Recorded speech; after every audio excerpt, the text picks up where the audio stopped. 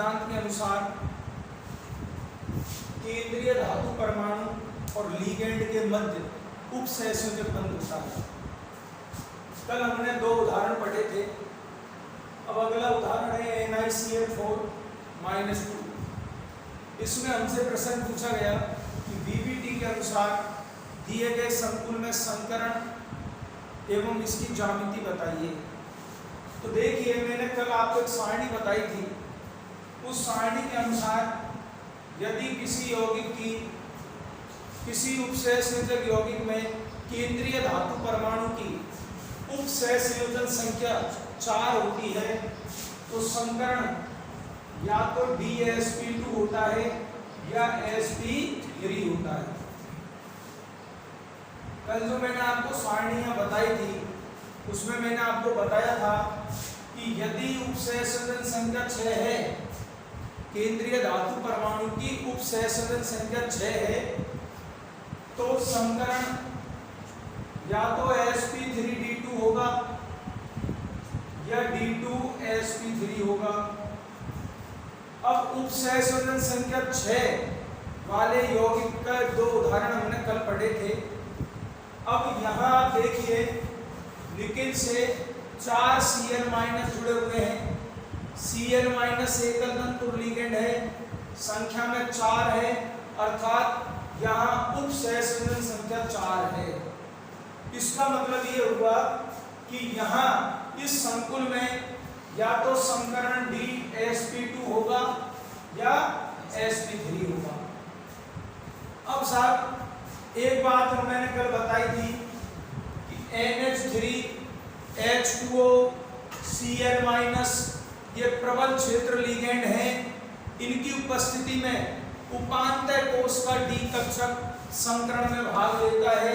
अर्थात हमने ये पता लगा लिया कि यहाँ संकरण DsP2 है, उपांतय कोषांतर वाले कोष का D कक्षक भाग ले रहा है। अब हम इसको तरीके से समझते हैं। सबसे पहले आपको केंद्रीय धातु परमाणु जो भी होगा उसका ऑक्सीकरण अंक निकालना है। तो आप देखिए, माना Ni का ऑक्सीकरण अंक बराबर x प्लस Cn का होता है -1, 4 है तो 4 गुना -1 बराबर -2। x -4 बराबर -2, x बराबर 4 -2, x बराबर +2। अर्थात इस संकुल में निकिल का ऑक्सीकरण अंक +2 है। अब आप देखिए, आपको निकिल का इलेक्ट्रॉनिक विन्यास लिखना है। मैंने आपको समझाया था इलेक्ट्रॉनिक विन्यास केवल भाइतम कोष का लिखना है और उपांतय कोष के D कक्षकों को भी लिखना है। निकिल का परमाणु क्रमांक होता है 28, तो 3d8 4s2। चौथे कोष में S कक्षक है जिसमें 2 इलेक्ट्रॉन है। चौथे कोष में P कक्षक भी होता है, इसमें एक भी इलेक्ट्रॉन नहीं है। चौथे कोष में D कक्षक भी है, इसमें एक भी इलेक्ट्रॉन नहीं है। चूंकि यहाँ निकिल उदासीन ना होकर Ni+2 अवस्था में है, तो यहाँ Ni+2 का ऑक्सीकरण अंक निकालना है। Ni+2 का इलेक्ट्रॉनिक विन्यास लिखना है। तो 3d8 4s0 4p0 4d0। अब ये तो सब 3d के 5 कक्षक 8 इलेक्ट्रॉन हैं। 1 2 3 4 5 6 7 8। इसके बाद 4s कक्षक, इसके बाद 4p कक्षक, 4d कक्षक लिखने की आवश्यकता नहीं है क्योंकि यह संकरण में अंदर वाला D कक्षक यानी उपांतय कोष वाला D कक्षक भाग लेगा, इसलिए 4d को नहीं लिखना है। ये सब Ni+2 की मूल अवस्था है। अब आप देखिए लिगेंड संख्या में है 4 और वैसे हमने पता लगा ही लिया कि इसमें DsP2 संकरण है, यानी अपने नियम अनुसार हमने बताया था कि जो केंद्रीय धातु आयन होता है वो लिगेंडों की संख्या के अनुसार कक्षक रिक्त उपलब्ध करवाता है। तो एक तो अंदर वाला D कक्षक रिक्त होना चाहिए, एक भायतम कोश का S कक्षक रिक्त होना चाहिए और भायतम कोश के 2 P कक्षक रिक्त होने चाहिए। तो देखिए आप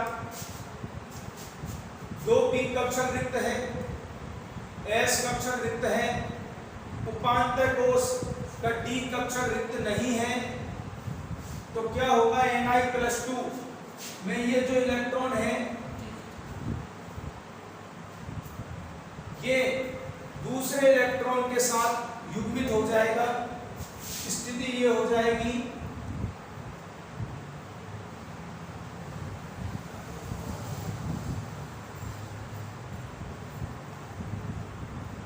4s रिक्त है पहले से ही, 4p भी रिक्त है, ये 3d, ये 4s और ये 4p।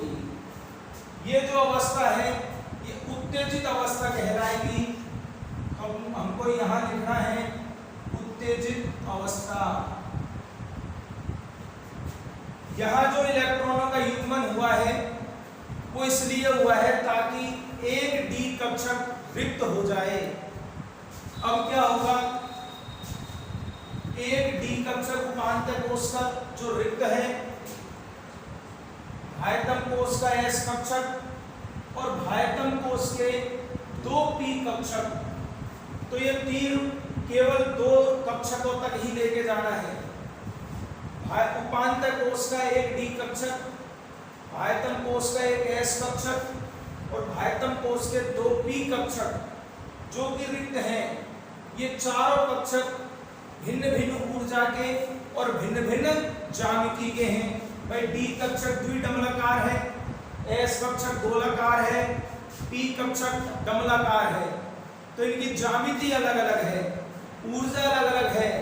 ये चारों कक्षक आपस में मिलेंगे, मिलकर समान ऊर्जा और समान ज्यामिति के 4 नए संकरित कक्षकों का निर्माण करेंगे।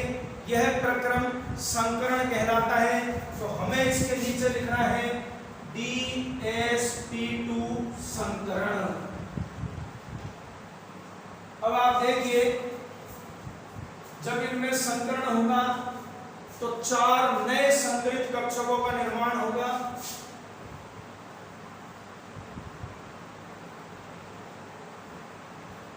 ये 4 नए संकरित कक्षक हैं। यहां आपको तीर लगा के लिखना है DsP2 संकरित कक्षक।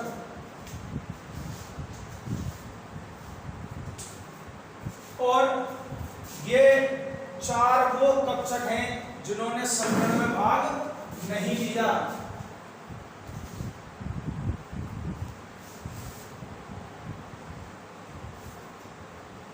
तो साहब ये कहलाएंगे असंकरित कक्षक।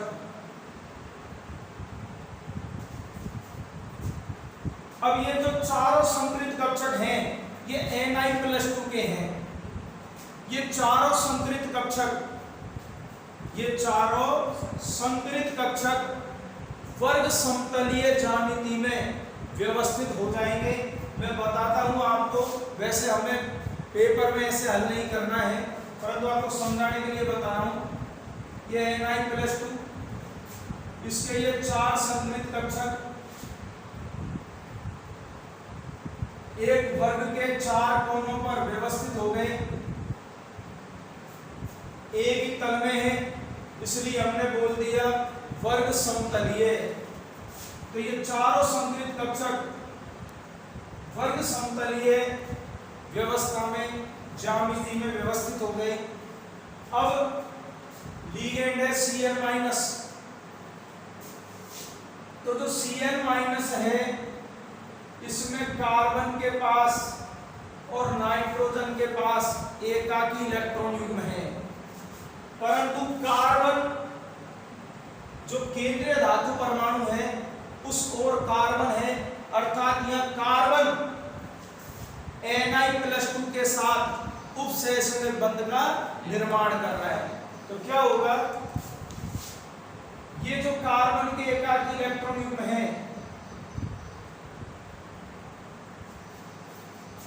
ये एकाकी इलेक्ट्रॉन युग्म जिस कक्षक में है वह कक्षक Na+2 के रिक्त संकरित कक्षक के साथ अतिव्यापन करेगा।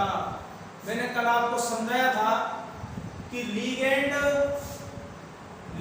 के दाता परमाणु का वह कक्षक जिसमें एकाकी इलेक्ट्रॉन युग्म है, यह कक्षक केंद्रीय धातु आयन के रिक्त संकरित कक्षक के साथ अतिव्यापन करेगा।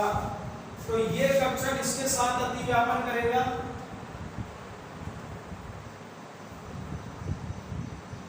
ये अतिव्यापन हो गया। और जब अतिव्यापन होता है तो सिग्मा बंध का निर्माण होता है। चूंकि यहाँ जो बंध बनेगा उस बंध को बनाने वाले दोनों इलेक्ट्रॉन केवल कार्बन के द्वारा ही दिए गए हैं, इसलिए बनने वाला बंध उपसहसंयोजक बंध कहलाएगा। इसी प्रकार दूसरा जो Cn- है उसमें कार्बन का एकाकी इलेक्ट्रॉन युग्म युक्त कक्षक Na+2 के रिक्त संकरित कक्षक के साथ अतिव्यापन करेगा तो सिग्मा बंध बनेगा। इसी प्रकार यहाँ और इसी प्रकार यहाँ, अर्थात कुल 4 बंधों का निर्माण होगा। चारों बंध उपसहसंयोजक प्रकृति के होंगे, परंतु इस प्रकार की ज्यामिति हमें कॉपी में नहीं बनानी है, पेपर में नहीं बनानी है, केवल समझाने के लिए आपको बताया है। हमें कैसे करना है, देखिए आप, ये जो संकरित कक्षक हैं 4, इनके नीचे Cn लिखना है।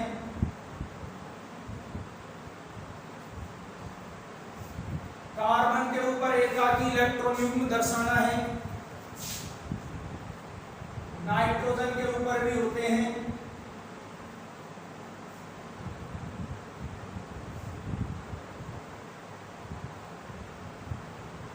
अब क्या होगा, ये जो कार्बन है ये अपने एकाकी इलेक्ट्रॉन युग्मों को केंद्रीय धातु आयन के रिक्त संकरित कक्षक में भरेगा। उपसहसंयोजक बंध का निर्माण हो गया। इसी प्रकार ये दूसरा, ये तीसरा और ये चौथा, अर्थात Na+2 से 4 Cn- जुड़ चुके हैं। तो यहां आपको लिखना है Na, इधर Cn, इधर Cn, इधर Cn, इधर Cn। इसको वर्गाकार कोष्ठक में बंद करना है और इसके ऊपर कुल आवेश लिखना है -2। वर्गाकार कोष्ठक लगाना आवश्यक है, ऊपर आवेश लिखना आवश्यक है। अब आप देखिए, सबसे पहले हमसे पूछा गया संकरण, तो संकरण था यहाँ DsP2। फिर हमसे प्रश्न पूछा गया ज्यामिति, तो आप देखिए ज्यामिति है वर्ग समतलीय।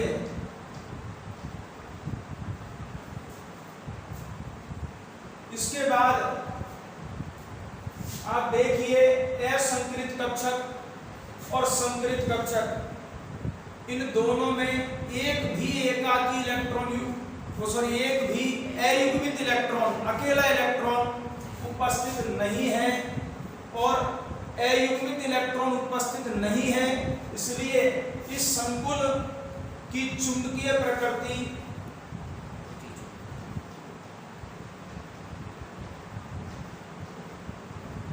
प्रतिचुंबकीय होगी। और चूंकि हमने देखा कि इस प्रकार के संकुल में अंदर वाला डी कक्षक यानी उपांत्य कोष का डी कक्षक भाग लेता है, इसलिए यह संकुल निम्न चक्रण संकुल कहलाएगा।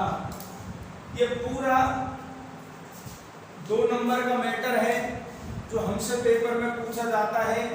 इस प्रकार से कोई भी संकुल आपके सामने दे दिया जाएगा। सबसे पहले हमें उपसहसंयोजन संख्या के आधार पर ये मालूम करना है कि साहब इसमें संकरण कौन सा होगा। फिर ऑक्सीकरण अवस्था, उसके बाद इलेक्ट्रॉनिक विन्यास, फिर मूल अवस्था और उत्तेजित अवस्था। जो रिक्त कक्षक होंगे जो संकरण में भाग लेंगे वो आपस में संकरण करके संकृत कक्षकों का निर्माण करेंगे।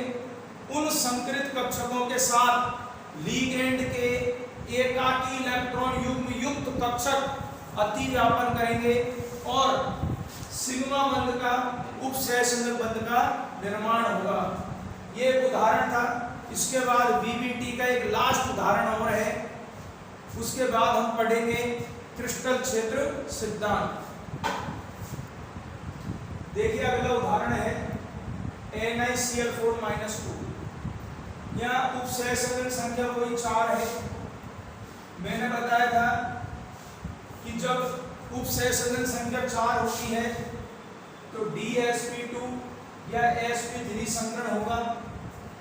चूंकि यहाँ लिगैंड Cl- है, मैंने आपको समझाया था Cl-, Br-, F- और I-। लिगैंड जब होते हैं ये दुर्बल क्षेत्र लिगैंड है। इनकी उपस्थिति में उपांत्य कोष का डी कक्षक संकरण में भाग नहीं लेता है, अर्थात इस संकुल में DsP2 संकरण नहीं होगा। तो फिर कौन सा होगा? sp3। तो आप देखिए नियम वही है। माना निकेल का ऑक्सीजन अंक X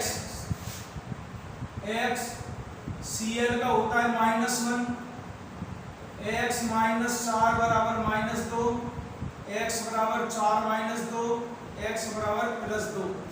यानी इस यौगिक में निकेल का ऑक्सीजन अंक +2 है। अब हम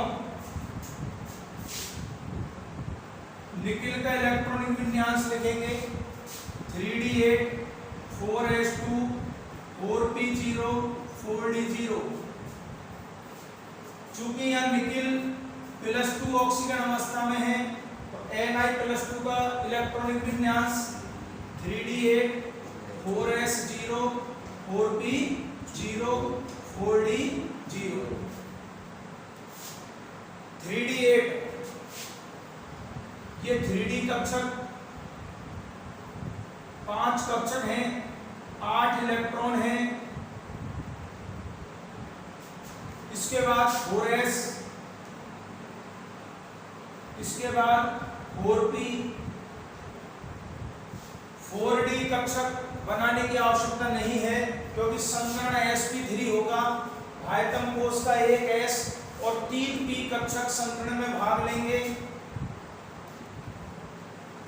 तो sp3 संकरण। चूंकि आप देखिए 4 लिगैंड हैं, चारों के चारों एकल तंतु लिगैंड है, हमें केवल 4 खाली कक्षक चाहिए। तो 1 2 3 4 डी कक्षकों की आवश्यकता ही नहीं पड़ी है।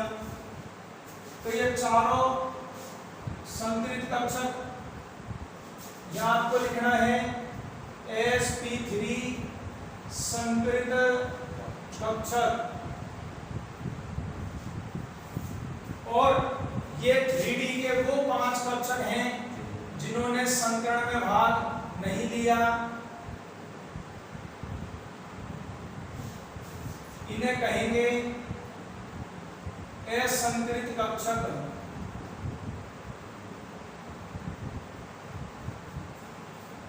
अब आप देखिए 4 Cl-, तो Cl- 1 2 3 4 5 6 7 8, फिर Cl-,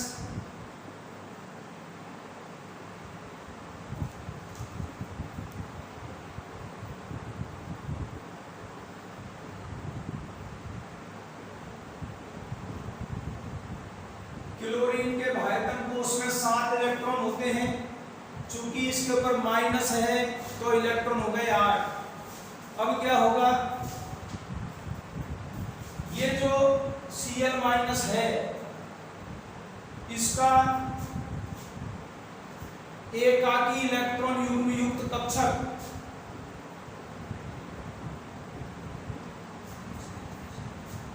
Ni+2 के रिक्त संकरित कक्षक के साथ अतिव्यापन करेगा, जिससे सिग्मा बंध का निर्माण होगा। तो आप देखिए, हमें ऐसे दर्शाना है, ये दोनों इलेक्ट्रॉन इसके रिक्त कक्षक में भर दिए गए, ये दूसरे लिगेंड के इलेक्ट्रॉन, ये तीसरे लिगेंड के और ये चौथे लिगेंड के, अर्थात कुल 4 सिग्मा बंधों का निर्माण हुआ। यहाँ Ni+2। अब आप देखिए, एक बात आपको याद रखनी है, संकरण है sp3। sp3 संकरण जब होता है तो ज्यामिति चतुष्फलकीय बनती है।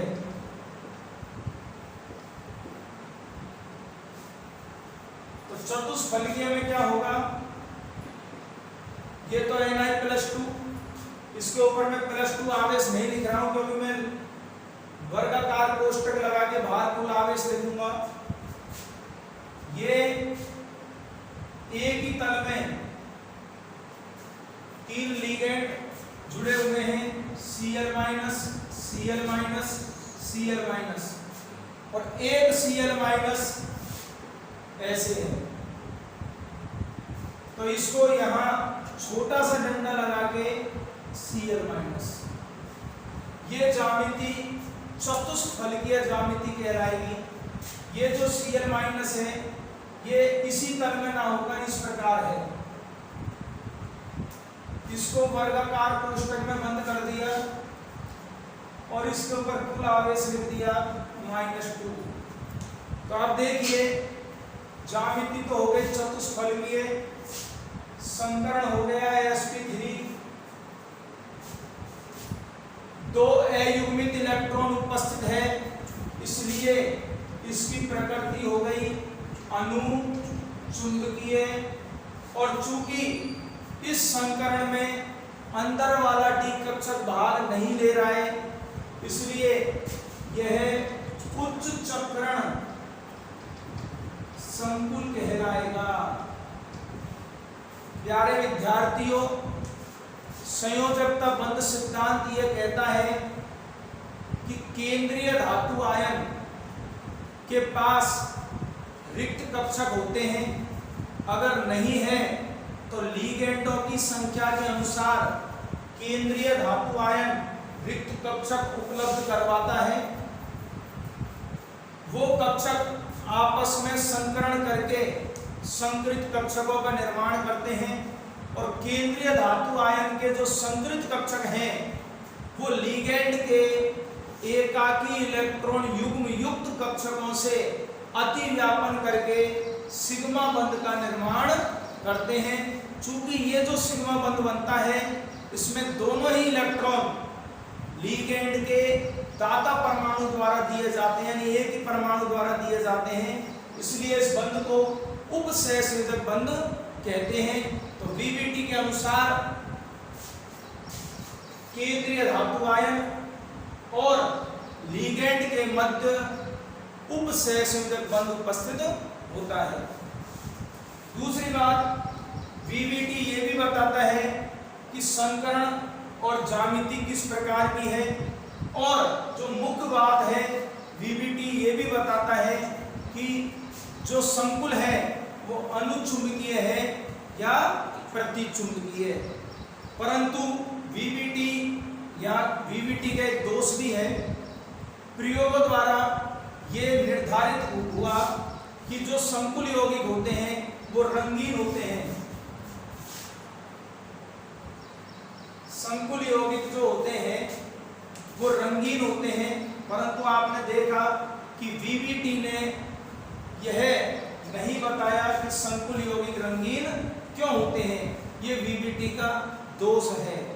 दूसरी बात मैं आपको बताता हूं कि मैंने जब प्रारंभ किया था VBT, उस समय मैंने आपको एक बात बोली थी, मेरे पुराने वीडियो में देखना, कि एक सारणी बना रहा हूं मैं, उस सारणी के आधार पर आप शॉर्ट तरीके से ये पता लगा सकते हो कि संकरण कौन सा होगा।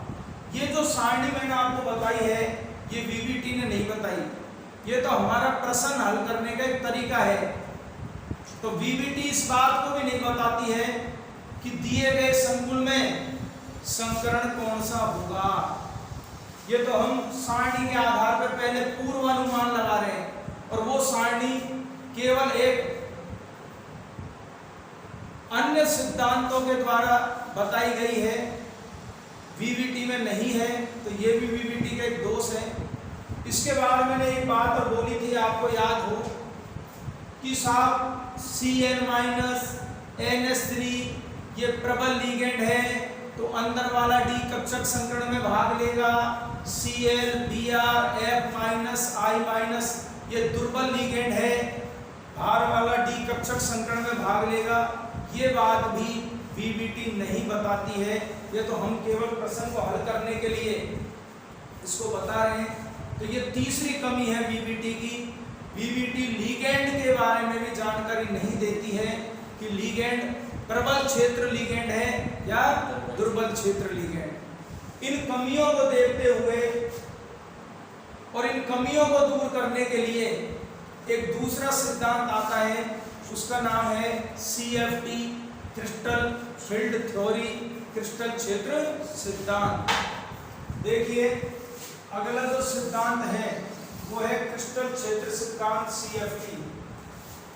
इस सिद्धांत के अनुसार उपसहसंघ यौगिकों में जो केंद्रीय धातु आयन है, केंद्रीय धातु आयन और लिगेंड के मध्य स्थिर वैद्युत आकर्षण होता है।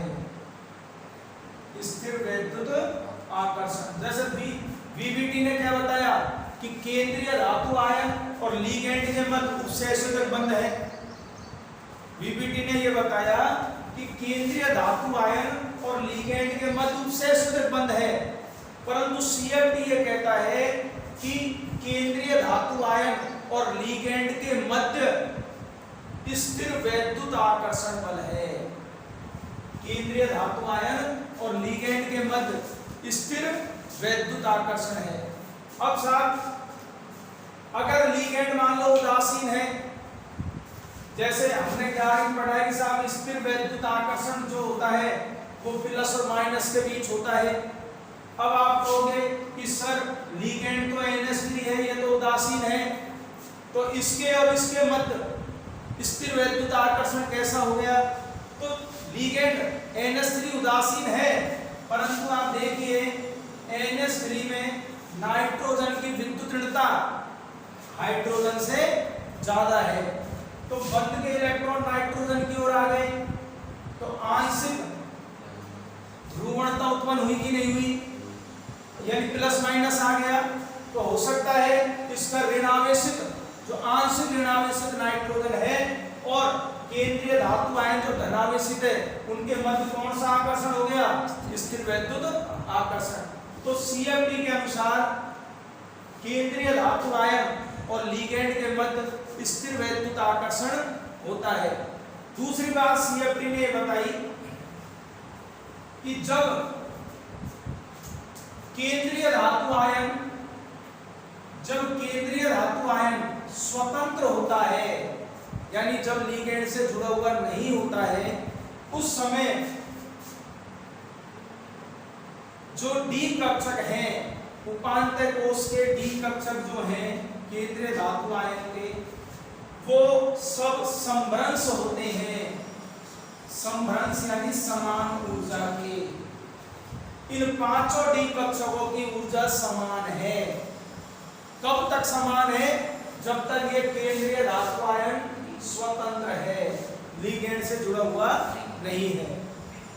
तो CFT के अनुसार जब ये केंद्रीय धातु आयन स्वतंत्र होता है, उस समय इसके पांचों डी कक्षक समभ्रंश होते हैं, समान ऊर्जा के होते हैं। परंतु जब लिगैंड इस केंद्रीय धातु आयन के पास जुड़ने के लिए आता है तो ये जो डी कक्षक हैं इनमें से कुछ डी कक्षक लिगैंड से प्रतिकर्षित होते हैं और कुछ डी कक्षक लिगैंड से कम प्रतिकर्षित होते हैं।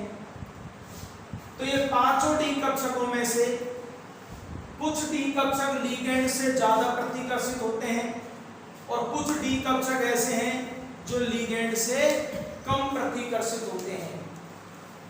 वे डी कक्षक जो लिगैंड से ज्यादा प्रतिकर्षित होंगे उनकी ऊर्जा में वृद्धि हो जाएगी और वो डी कक्षक जो लिगैंड से कम प्रतिकर्षित होंगे उनकी ऊर्जा में कमी हो जाएगी। अर्थात लिगैंड के आने से आप देखिए ये जो समभ्रंश डी कक्षक हैं इनकी समभ्रंशता नष्ट हो जाएगी, ये समान ऊर्जा के नहीं रहेंगे। अर्थात इन कक्षकों में विपाटन हो जाएगा, बंटवारा हो जाएगा। कुछ कक्षक उच्च ऊर्जा के हो जाएंगे, कुछ डी कक्षक निम्न ऊर्जा के। ये प्रभाव कब आया? जब केंद्रीय धातु आयन से जुड़ने के लिए लिगैंड आता है। अब साहब वो कौन से डी कक्षक हैं जो लिगैंड से ज्यादा प्रतिकर्षित होते हैं, वो कौन से डी कक्षक हैं जो लिगैंड से कम प्रतिकर्षित होते हैं, इस बात की जानकारी हम अगली क्लास में लेंगे।